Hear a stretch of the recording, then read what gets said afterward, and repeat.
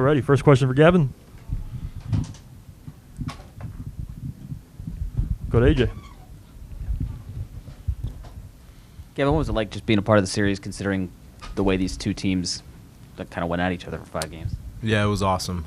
These are probably the 2 best teams in baseball, obviously, in the regular season. So we knew going into it was going to be a dogfight. And you saw tonight, like Schurz and Mookie said, it took everybody.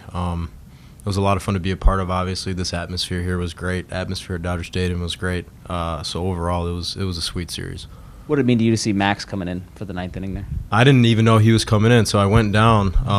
I had to use the restroom real quick, so I popped back up, and I was like, oh, my God, Schurz is in the game. So immediately I went to our strength coach, and I was like, I'm fired up to see him in the game. Like, there's nobody else I would rather see to close this thing out than Schurz, so it fired me up. Go to the back left over here. You guys have experienced both the thrill of victory and the agony of defeat. I mean, how do you feel after this game compared, of course, to how Game 3 ended for you? Yeah, obviously a lot better. It was a dogfight all night. It felt like it was going to be one at-bat, one swing that changed it, and it was fun, man. It was a dogfight, and it was a grind, and it took everybody. Go over here in the middle. Could you describe the last strike from your perspective, watching from the dugout, what you saw? Yeah, I have no clue. I thought he foul-tipped it at first, and Will caught it, but I have no comment on it, honestly. Who was the first you saw to emerge from your dugout in celebration? Could you tell? I might have been the first one. I don't even know. I think we all kind of jumped over at the fence at the same time. I don't know if anybody really thought it was a check swing or not. So as soon as we looked down and saw him put his hand up, everybody hopped over the fence and start the party. Thanks. Go over to the back right here. Gavin, we were talking before the game, and you said JT kind of gave you this advice to, just feel like you're 4 for 4 when you come up to the plate. You actually got on base 4 times in Game 4. Did that give you more confidence coming into this one than you think you might have had otherwise? Yeah, absolutely. I think, every time you go in and step in at bat at a playoff at bat, you're going to face a guy who's really good, tough. So, I think having that 4 for 4 feeling is what you need.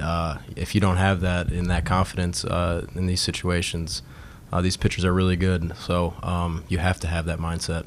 Looking at your swing in the 9th inning, your hit in the 9th inning, Cody's, really all 3 of Mookie's, even Corey's double, those were low line drives. Was that a concerted effort on your guys' part to do something different today? Yeah, Brownie, one of our hitting coaches, was like, let's single him to death here in the 9th. And Logan Webb was obviously really good. He's tough. So the entire game we kind of had that approach, and then we finally pushed it across in the 9th there. And obviously Mookie hit 4 singles. So that was kind of the approach we had to take, and just grind it out and single him to death and try to push some runs across. Is Brownie usually that good? He is. He's the man. Go to the front row here. Gavin, I was going to ask, like JP said, about your approach in the 9th, but I'll mix it up with something on a lighter note. I asked Cody about that GIF you sent him last night. So are you Kobe throwing the assist to him, or is he throwing it to you? How does that work, and why did you decide to send it? It's kind of funny. Our handshake before the game, we do 2 claps, and then I throw him an alley-oop, and he usually tries to dunk on Yosuke, one of our trainers. We usually try to find him and set him up. So it kind of goes hand in hand with our handshake, so that's kind of where I got it from. I just literally typed in alley-oop in my GIF search, and that's what popped up was Kobe and Shaq, and it made sense to me. Go over to the right side here. Gavin, did you know Max before he got here, and what has it been like? Have you been surprised by having him around? What does he bring to the clubhouse? Yeah, intensity. You see him step on the mound, and he's a dog, man, and you want to play behind that guy. And I've been on the other side of it, and I've contributed to a bunch of those 3,000 punch-outs he has. So obviously I'd much rather have him on our side than the opposite, but he brings that intensity and that dog mentality that I think we need. Thanks. I think our last question in the back left. You guys prepared now, of course, to turn the page, look forward to flying to Atlanta. I guess it's kind of odd that you guys had this many number of wins, and yet you have to be the road team in the next round. What are your thoughts on?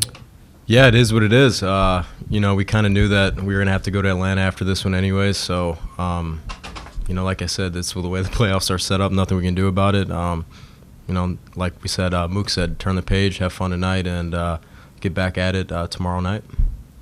All right, Gavin, thanks for your time, man. Yep, thanks.